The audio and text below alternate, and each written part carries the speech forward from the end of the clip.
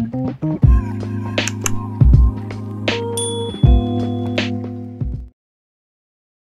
sibay leve kule. VSK TMS Teacher Management System lampang no pang khoi lampang kha video. Kan siam le anga. Tuna ka video po hi a khoi dan lutuk kha atam lutuk don lo amaru chu hriat tur. Kha atam do na chu wang chuan uluk de wangai thak chi khani le do na a khoi dan zukin hril kha tam lutuk don lo a tin activities po ka ti tam lutuk don lo ka soi fi do na ni. Chu wang chuan VSK hi tam takin ani phung kan hriat lo wangin buaina tam tak kan la to ka ani phung kan hriat chian lo chuan kan buai tu don ni ka chu wang chuan ani phung lampang i soi tam deuh la ka thai ka hria uluk deuhin ngai thla thi ni la kan zo na hi a ho thei ti mela thiam lo tan chuan ho lu tuk lova amaro chu ani phung te ma zong tal hi chu hre la chu kan zo na tam tak hi kan hre thei tura kan ngai chu wang chuan ni phung lampang hi ka soi zeu zeu don ani le side in photanga masabera chuan kan hriat tura chu no pang information hi update turani mo no pang information hi update turani in no pang in da chhuah hmain mo masabera chuan pen hi update lo chuan midang in no pang an lak chhuah le don hen a buai du em maya chuwang chuan pen hi update ram turni entinana tuna hian data correction a kan lutanga kan class 3 no panga hian ke po he ka mu tharani a ka la update kim lo kan filter chinanga chuan hetila hen nuaya hian heita hian VSK ti ala omani mo hi VSK a ming hi chu ka soi lo mai anga mo hi VSK tin ala oma ba ki pen pa ngai nei vek to a tin class KG1 lu thar chung lampang kha chu pen nei vek to turanga yan ni u dai sanom to chuan hei po hi class 3 ni to a pen nei turanga ni to ma VSK hian ka lo la update lo hi etina na school danga valu ta se a school valu na te khan a pen number u dai pen number khawa petaila VSK hian zong mudon lo ni chuwang chuan hi update turani mo masabera poimo bera chuan he nu hi mo he nu hi ti mela ming s3 ania chu udais lampanga kan zong china udais a kan lala tune ka skula kala lut VSK chong kala lut to a udais zong kala lut theilawa ta henan en chin taila hi ni mo hi ni chuan he pen number hi nia a pen number te ka zong chuak chapa date of birth ne ti hian ka zuk ena lo dika he pen number ani a pen number hi hemi pen number hi VSK a hian update ngei turani chu hriang u VSK a hian update ngei tur chu ka update don chuan home kan kalanga student pen modification oma student pen modification akan lutanga class 3 ania chuan kan filter anga chuan hetila hian mo hi ani chuan hi hetila hian a pen hi ka copy anga chuan hetan ka update anga ka paste anga chuan ka update ang amo heta poina malpak pona update opo theya kan update anga ti khan ka update ani khatiang khan in no pang re kha mo antenna na data correction akan lut lenga tian check vek ro tun ha KG1 ho hi chu lut thar te ni wangin an la nei lo u dai sakan la an lo wangin KG2 a hian kan filter chinanga ti hian hei an nei do vek nei pakhat pahni pakhat mo tiang hian u dai sa pen an nei to kha chuan tiang khan update vek turani chu namasa i lo nei leng VSK lampang khan la update lo chuan dot le chuan an information hi u dai nen en ko pram ang an ming VSK chuan an ming te hi du kan siam tha the u dai sa chuan a thei lova kha an ming dik tak an other kan man chuan an other mi ang tak khan tilai point update ang mo name te father's name te mother's name te gender te date of birth te mobile number ti khan engkima hi mo apar ID other ID kan ti vel te mo ti khan heta nationality thleng hian hemi thleng hian update vekang mo kan no pang nei sa kha no pang kan nei kim to a adik le dik lo lampang ngai to lova ti khan kan nei kim to te du tok mai lo khan update kim vekang kan no panga kha chuan kan da chhu huna minan lo lak lu le dong khan adik takin an lo nei tong chuwang chan tuna kan no pang te hi update vekang ti kha masa thil dang ka soi main kan soi kha ngai poi mo ram shamila he kan data hi tuna ino pang om dan da na hi mo he ino pang om dan da na hi kan VSK Mizoram VSK data om dan turania anu mingte lo diklo pa mingte lo diklo kha chuan data diklo kan nei don chu wang chuan kan no pangte an data I update dik vekang u ti kha kan thil kan ang lo mai kan soi lok du ni chu chuan tuna kan topic tur ta ka hi no pang import kan ti ve maya lak lu akha mo lak lu akha no pang import kan ti ve maya chu le no pang da bel da ni ti mayang chu tiang zo choni sayang amasa chuan no pang import tur kan neya mo kan soi photo thina KZU school la lut ngai mi alo school la lut ngai mi alo KZU wana mo nursery moron lut turani kha chuan school la lut ngai mi alo ni chuan direct in kan top thei mo direct in kan top thei dang ha ka soi thua kang hetla hen ta oma dan heti hen student pen hi chu an la nei don lo wa u dai san lo om don lo wangin hei chu kan da olanga student name hi adik takin kan jia kanga male gender kan thang date of birth a hian mo a format hi DDMMYY ania tia zia mai hi kan ching ni ni thali sangni somni pakhat he tia zia mai hi kan ching he tia zia tur hi ni lo ni ni thakhat sangni le som pa rup antina na khatiang he tiang format hian zia tur mi then khat ka thelo re ra chuti khati in ron tia kan han en chianga hetilai de chia diklo hi atam chu kan thredon nia class kan thlanganga chuan section kan thlanganga section hi chu ni me kan nei ran lo chuan father's name mother's name kan thlanganga guardian om chuan kan danga om lo chuan da lowanga address kan da anga pin code kan da anga mobile number chuan hetilai hian atar ra hian dai kan ziak sol fo atar ani chuan antina na atar chu digit som pania 1 2 3 4 alonia ta hen space da ching kan om 5 6 7 8 mo 1 2 3 4 hete da chingi kan om hete da lo tur ain zom bekin 1 2 3 4 5 6 7 8 1 2 3 4 tiang khian zia tur chu kan thredon nia khalai te kha chon hei hi no pang apar nei to sa ten lo ni kha chuan kha nakina kan soi thawanga ta hen zia tur chuan refugee ni chuan ta hian chin chia bok tur amo remarks tur dang kan nei chuan kan chin chia do nia kha no pang tan chu ni mai ta chuan no pang kha tura chuan hama saber chuan school la lut ngai mi alo kha tura ni mo in chu kan soi photo kan thra tura ngai te la school la lut ngai mi alo tur chuan I no pang kha I la lut ton ta ni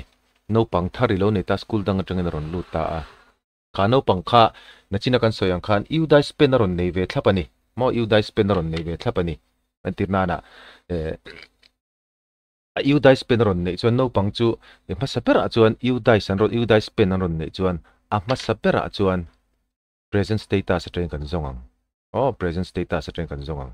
chu u dai spend an ron nei chuan u dai spend ron nei ta entina na no pang zon da ha chi ni ka soidon nia u dai spend ron nei ta u dai spend hi entina na ni chu 29945334700 hi lo ni ta u dai spend lo ni ta u dai spend khan ron provide ta in filter alang thei ta mi alo ni mo om ta mi alo ni khawang khan om lo ti ngal ngot lo tur om lo ti ngal ngot lo tur achan tu na china ka soyang khan u dai spend chu nei vek to ma se VSK a khan a pen khan lo la update lo chuan VSK ... khami ang chi khan a ming kha lo om thei chu wang chuan u dai spend a izon khan ti ngot lo tur chuan a om lo chuan a mingi ni zongang a minga kan zon don chuan student search by name in kan zongang search by name ta hen hi ron om tla tru mai ta ka soi do lo mai anga an ping te han type ta entina na van lel dinat lo ta en type ta en search ta hey district pot hlan theya class te pot hlan the ma se hei tu chu thlang lo ma ula poilo district te hlan hi chu na poilo wa chuan kan search ta ti khan aron lang ta ni mo aron lang ta ni chuan hei hi he no pang hi I du kha lo ni ta ni mo he no pang I du kha u dai spend po nei vek to ma se tilai hian VSK penalen pangtlatani khawang khan u dai spend izon mu lo khan he no pang hi om lo tur ti ngal ngot lo tur mo an minga zon le nge tur chuan chuta chuan an minga izong feka mingin ang tam tak om ta tin vanal din ati po tien aron tlat thatu ranga chuan an pa ming nei hen enanga an pa ming lo dik to alo dik ai an bok chuan date of birth in en le thu kanga date of birth ten ena lo in an chuan kha kha chu ati kai ngai me anga a pen number a mangin en le ang amaro chu vanal din ati nia an i en thlap veka vanal din ati om zong zong apa ming zong zong nei ni en veka i mu ngang lo chuan khano pang kha yu dai sa hian enter alani lo thei chu wang chuan i e tang i mu ngang lo chuan chawin chuan i e tang chuan chu ta chuan ka soi thui tanga i e khan no pang i e khan i skula aron lut ngal do na data correction a le student lisa lut ngalanga ma se pending in a lut do na ni pending a lu kha chuan kan video pakhat kan soi to ang khan pending a lu chuan attendance a alang ve don lo chu wang chuan i e zo ve le khan data correction ai lutanga pending kha enroll e watha kang chuan no panga kha apen mangini zongai mutalo ta atuna chuan i lo engani i mule a mingini zongai mule ta sin he hi lo ni ta ni entirna na ani chuan he pen mang hian no panga kha adin hune zo endo ni ka copy anga no pang kha present status atangin kha no pang a pen number ka nei to kha enge tu na hian a present status tu na din huni enge ka juk enang ka peisanga ka filter anga tian alo om don ta ni etila hian ka ti du alo wanga ka soi ringotang enroll ta oma enroll ta ni to reng reng chuan ila lu theilo iskula ila lu theilo iskula etila hian action taken aron om ta action taken a hian ain zia khai chu I transfer lu theilo achan chu khoi skula amo khan active in om mo khoi skula mo khan enroll in om chu wang chen hetlai enroll ni to chuan ila lu theilo wang chuan enroll ni lo taken tc tala hian om chuan taken tc ti a om chuan taken tc amo khatiang demis ti velte engamo wrong entry ti velte ni chuan drop box atangin lu theyang